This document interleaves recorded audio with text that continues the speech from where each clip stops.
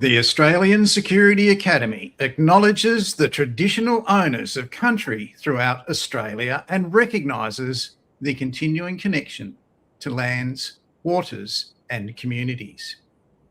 We pay our respect to Aboriginal and Torres Strait Islander cultures and to elders past and present.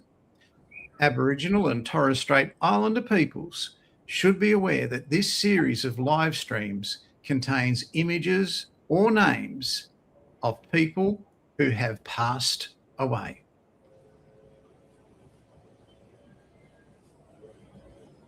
Good afternoon, investigators, and welcome along to episode 353 of Spy Curious, the only Australian weekly news service for corporate, government and licensed private investigators. Today, Casey has got a very special presentation which doesn't need me to interfere with, and she's going to tell you all about it and take you through that. You will see scrolling across the screen during Casey's presentation our Sydney event, which is coming up on the 23rd and the 24th of March. For those of you who are studying in New South Wales and you're enrolled at the Australian Security Academy, that event costs you nothing and it is free to go to. So it's at the Fullerton, 1 Martin Place in the CBD in Sydney, something to look forward to in March. How's your week been, Case? Very good. Very busy, but good. And it's good to kind of be in teaching mode at the moment with these couple of in-person events coming up. So I'm in teaching mode, looking up all of the new kind of tools and trying to get everything that I do from my head and from my notes and putting it into a teachable format. So it's been good fun. Fantastic. You're going to have 21 people at your presentation on OSINT next Wednesday. And that possibly may grow even higher at this stage. So a lot of people coming to our 3-day conference down in Melbourne next week, and they're all looking forward to Casey's presentation on Wednesday on OSINT. We won't give that away today because everybody's quite excited about it. And I'll get out of the way and let Casey get on with it. Thanks, Mike. Who have we got? Hi, Jessica. Good to see you. Thanks for joining me. If you are watching, say hi.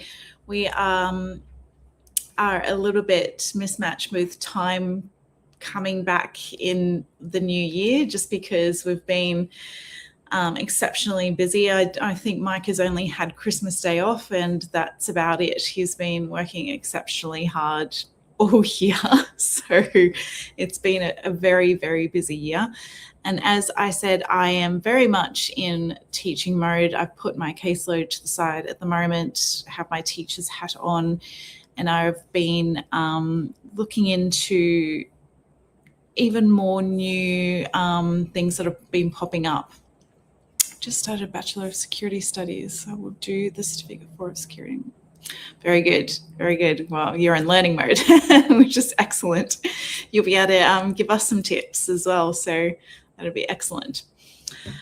So I thought I would talk today. I thought I'd start off with a tip, my OSINT of the week tip, and then I thought I would go and do something very, very different.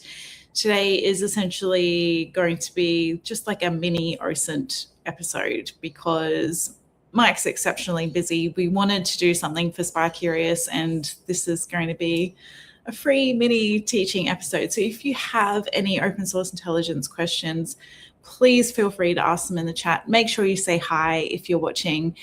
So any questions, let me know. If I can't answer them now, I can always answer them in the future, because if you have that question, other people have the question, I might even have the question as well. So hopefully I have an answer for you.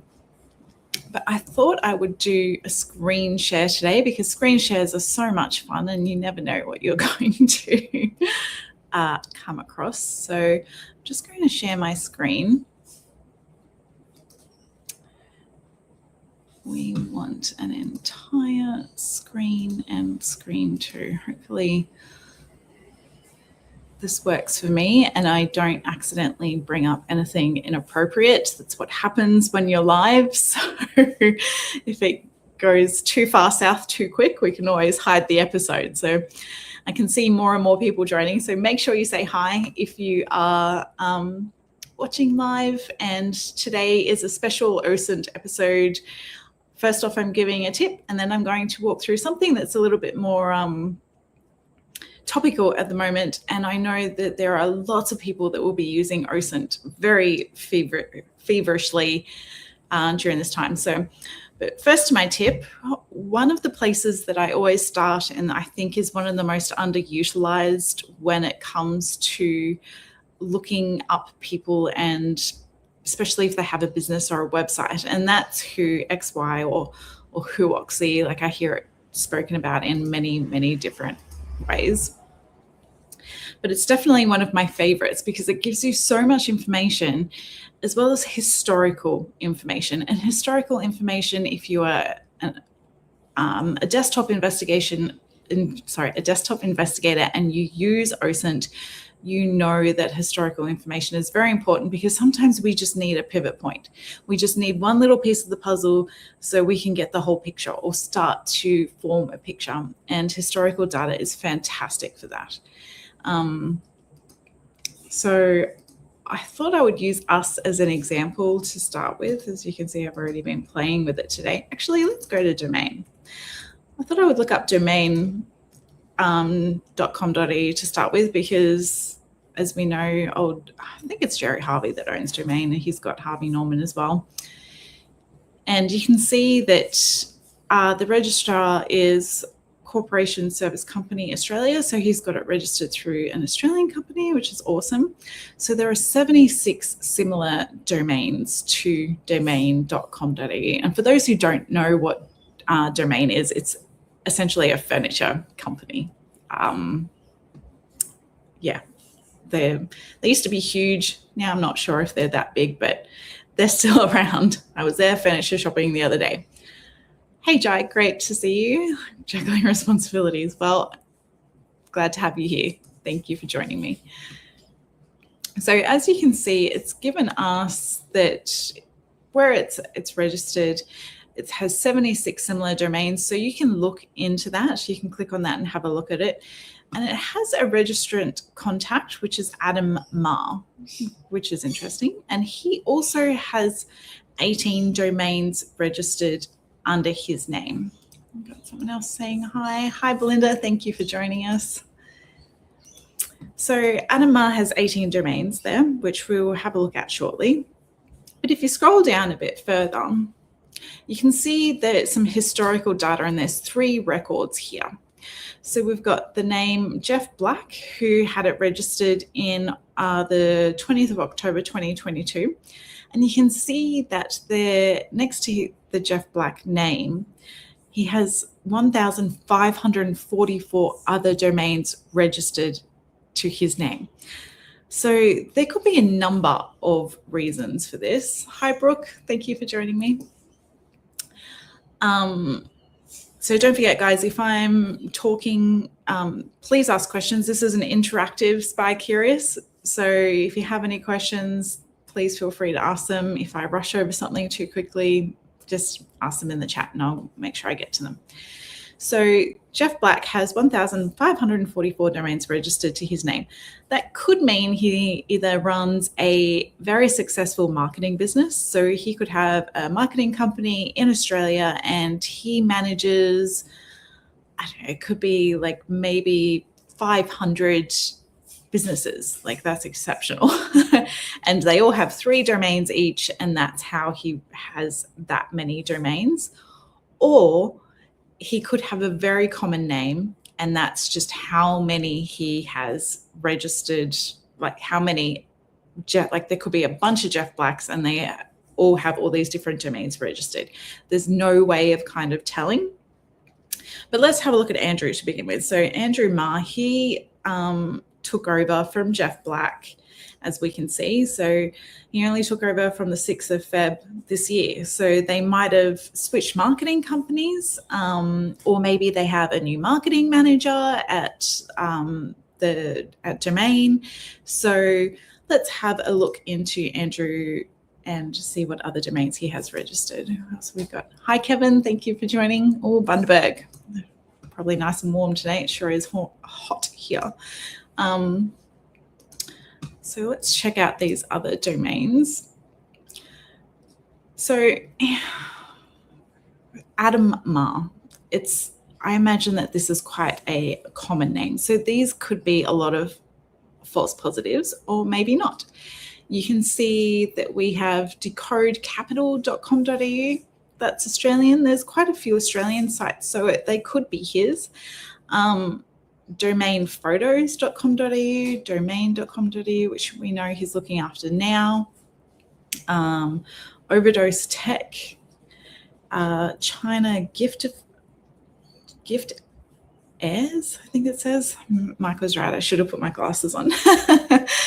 So you can see that if you are looking into someone and you would like to know if they have multiple companies or multiple domains to try and find extra pivot points, this is a fantastic place to start.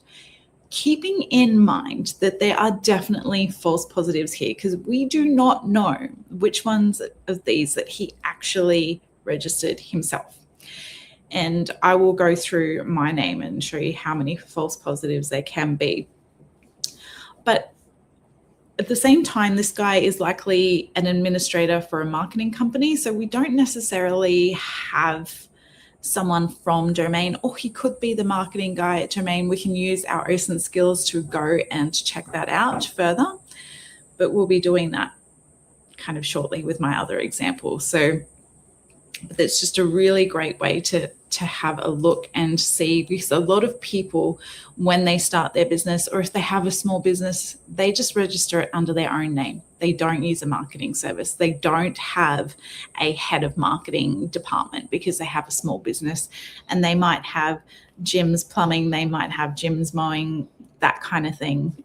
So they might have multiple gigs going on, and you want to know more about them, and you're going to find out, oh, he mows lawns as well. Oh, he does this as well. Oh, he's trying to create t-shirts. Like there is it's a really great way to find out more information about a person with this, especially with this historical data as well. So let's have a look at the Australian Security Academy. So this is our old, like as you would know if you're studying with us now, we're a .edu.au. When that came in, we moved to that to make sure that people made it to the right place. So we had Synergy Wholesale Accreditations Pty Ltd that are looking after that at the moment. And it is registered, we've updated it on the 14th of October, and there's a name right there. There's my name. So you've got a registrant contact, and that is not a marketer, and that's not a head of marketing. That is someone that's in the business. It's a great point that you can use if you're looking into the business or if you're looking into a person. And then again, if we scroll down, there is a Michael Evans who used to be the registrant name. So it's great. We have a whole new person there. As you can see, it says Michael Evans has over 15,000 domains registered. So Michael Evans is clearly a very, very popular name, unless Mike has all of these businesses I don't know about.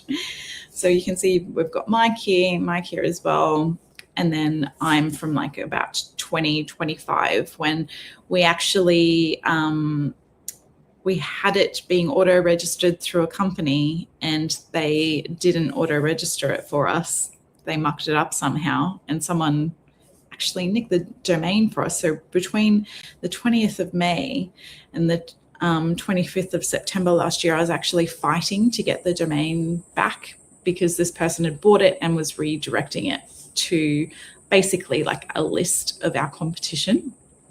And I'm surprised that that name isn't there. So there can be gaps clearly that should be there, but the person's name isn't there.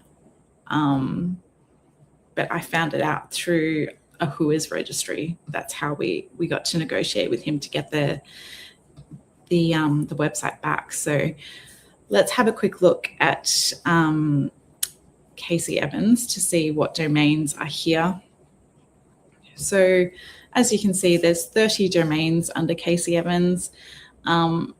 Pest Control Brisbane, like you can even see like it's a .com.au, like, but I did not register that. These are Australian businesses, but I had nothing to do with them. Australian Security Academy is obviously me. Risk Oz is me. Quick is also me. That's a name that I was playing with when it came to my business Quick Look. So that's me. ID Bank is me because I'm massively into identity protection. So I had a website there for a little while and was playing with that. But all these others, Dogs Artwork, A Case of Business. Wow, that was me, and that is very old. Casey Pine is me. Cool Ties, not me. Evans Guns, not me. CaseEvans.com, that was me. So you can see that there are some that are definitely me, but a lot that aren't. So keeping in mind that false positives are very much a thing. If you found an extra business, like I saw one before when I was having a look, rawdesserts.com. That was me. I had a raw desserts business many, many, many years ago. And if you went and verified that, there's still information. You could go to Wayback Machine and have a look there to see what was kind of archived, if there's anything there, and you would see a picture of me smiling with my little raw cakes at markets, that kind of thing. So you would need extra verification, but it's a fantastic way to check out those pivot points. So highly recommend WhoXY, because having this historical data, having these extra names, and generally there is usually an email address or something like that. There's a contact number, which we don't have any of that here for Australian Security Academy, but often there is. So that's another great way to try and get in contact with someone else. If you're given another phone number or you're given another email, you just know that that's gold, and you can use that too. You can Google those contact information to see if it comes up anywhere else. It can just provide so many data points for you that you can use towards your investigations. So that is my very long recent tip of the week. Gosh, 17 minutes, and that was just supposed to be a quick tip. Now, I wanted to talk about something that, because people are often talking to me about how do I practice my OSINT skills.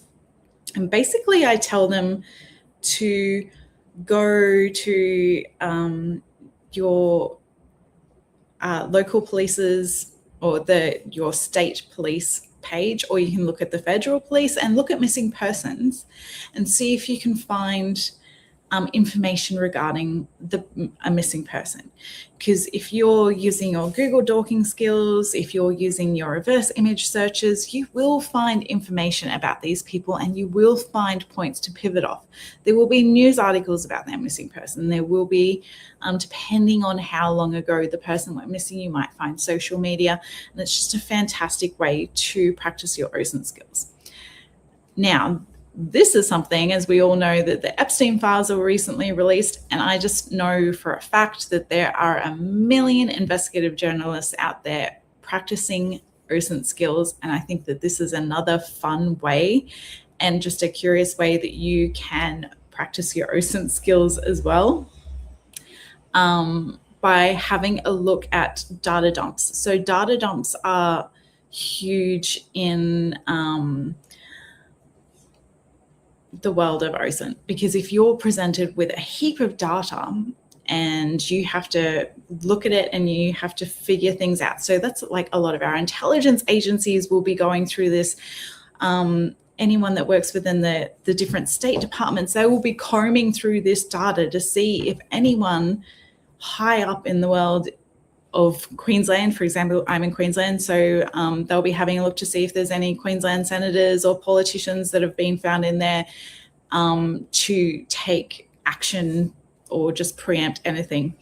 But this is a fantastic way for you to test your OSINT skills. If you're curious about looking at data dumps. So make sure, I would just highly recommend going to justice.gov/Epstein. That's the official data dump. There will be plenty on the dark web. If you are used to going onto the dark web and having a look around there, and you are using a virtual machine, because people say, oh, not everything's going to be there. This is just for practice, right? This is a really nice, safe way to access the data. You click, I'm not a robot. Hopefully it believes me. I'm over 18 years of age, yes. And there's the privacy note, and they have it all here. So if you went to a data dump website on the ClearNet, or if you went to a data dump website on the dark web, you would have to download the data yourself, and you would have to, there are so many files there, you would have to figure out a way to search all of it, because there would just be so much information. And this is just obviously perfect. It's given you a search bar, search full Epstein library. So I had a little play earlier, and this is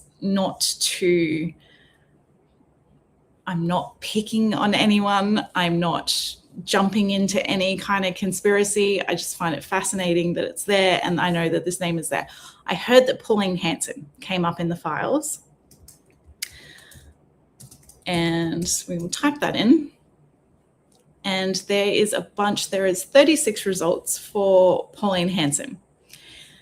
And these, like, often with the news, we see like this nice, clean, oh, there's an email that just points to them saying horrible things or saying that they've had fun at parties and blah, blah, blah.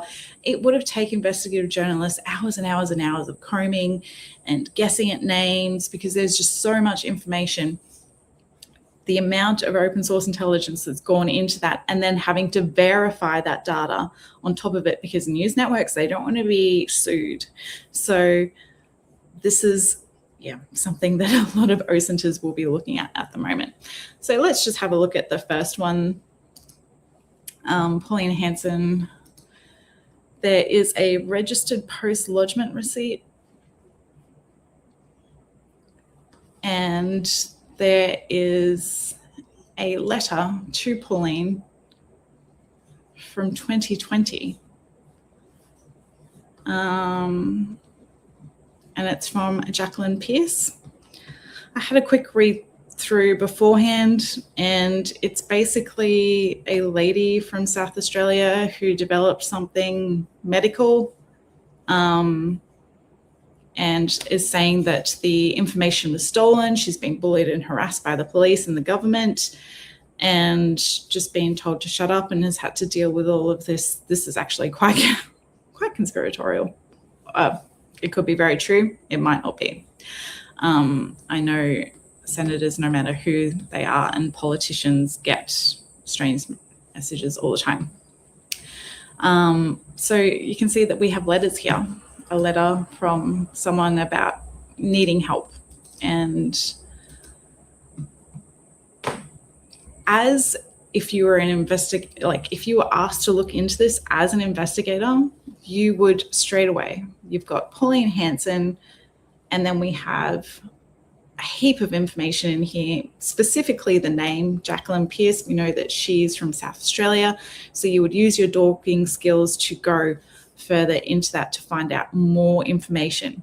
So, and there is enough information out there that you would be able to surely piece together about what Jacqueline Pearce's life looks like.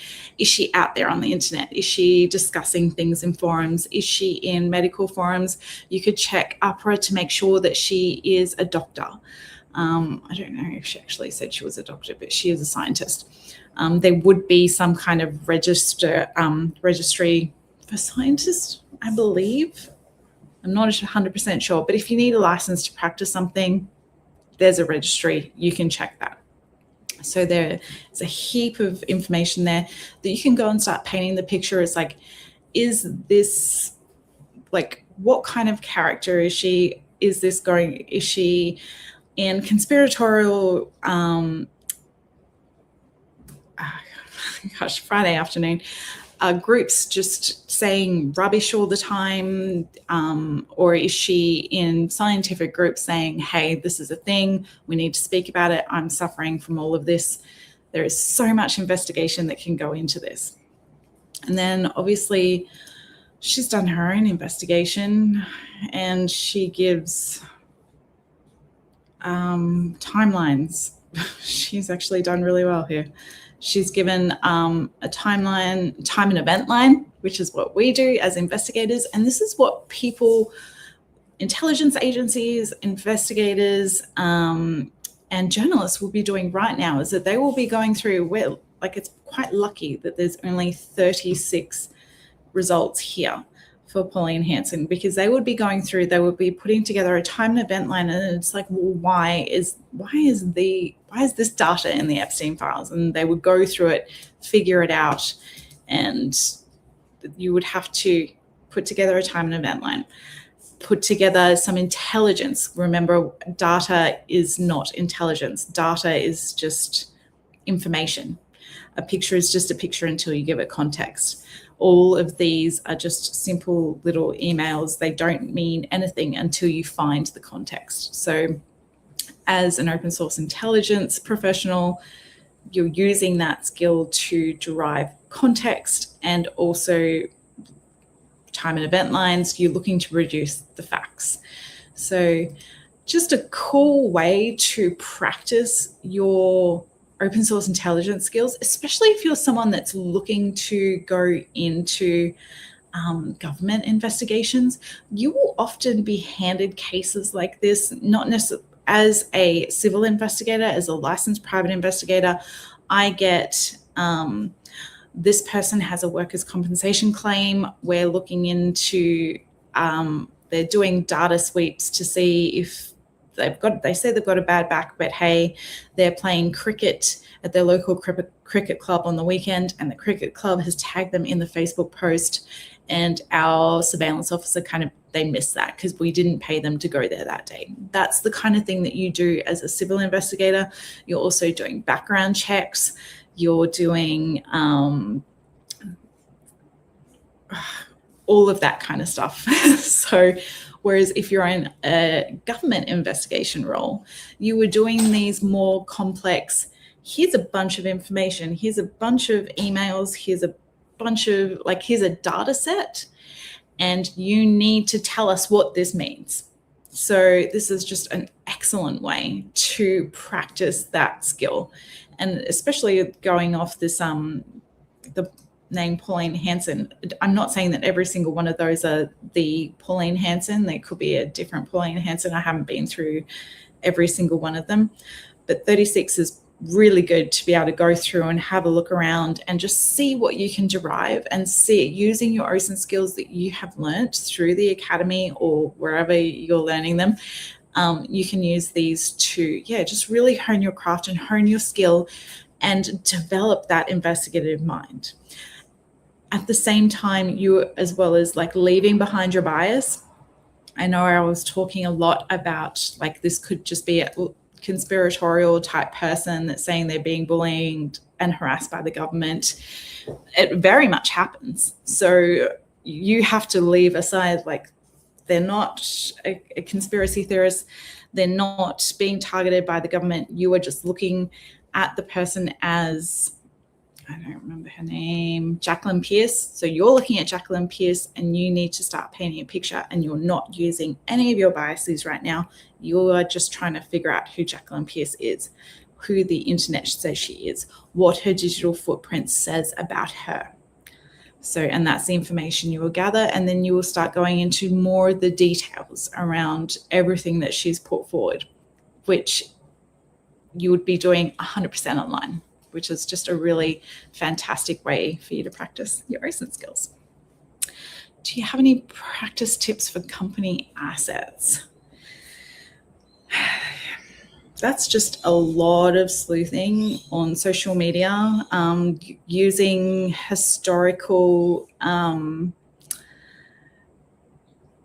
using like your Wayback Machine to look at websites, because I know a lot of people and companies, like they will go through phases where they will show a lot, whether that is like wealth or company assets, they will show a lot. And then they go through phases where they're like, oh no, like doors are shut. So it's looking back through really old social media posts, looking at the Wayback Machine and looking on their website, using Who XY to see if there's any other domains. It's probably asset tracing that's hard work. I have done it a few times, and it is combing through as much as you possibly can. So no worries, Jai. Hopefully that helped. So you're basically just looking at photos and through staff registries, because I know I did basically I was just asked to, it was like a pen test.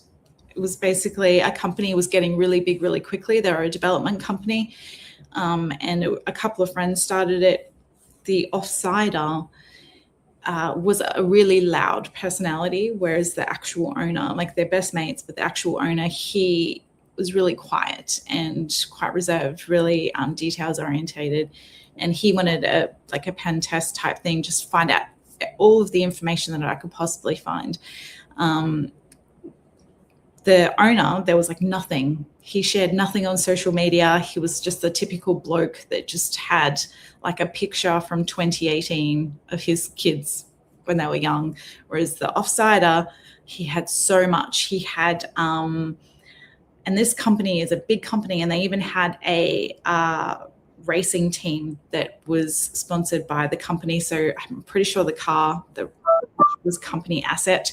So, and he shared all of that stuff all throughout his social media. So checking people around the owner as well is really important. So hopefully that helps. And just basically with that case, we had to tell him to tone it down a bit, because this owner was just mindful that he was growing big quite quickly.